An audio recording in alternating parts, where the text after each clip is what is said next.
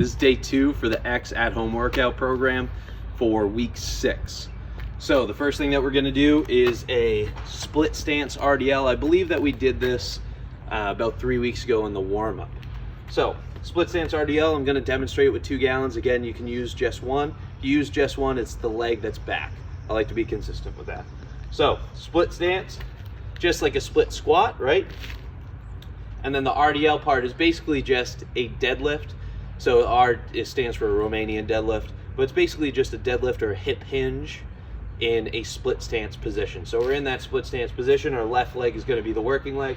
Our back is nice and flat, and we're going to go down as far as we can and come back up.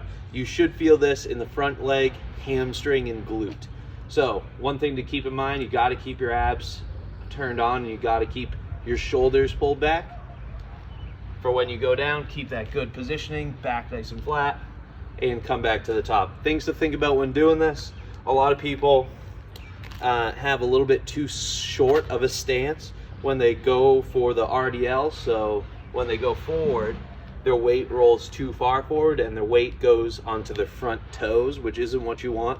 Or conversely, they go way too far back, so then when you go far forward, you kind of get stopped by your leg.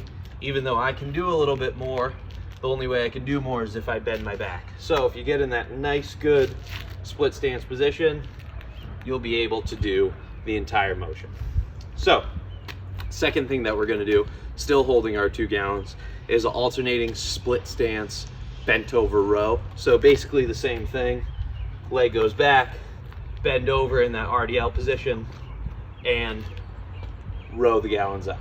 So when you go back, one thing to think about, just like a regular row, when you row them up and you bring them back down, don't have your arms fall out.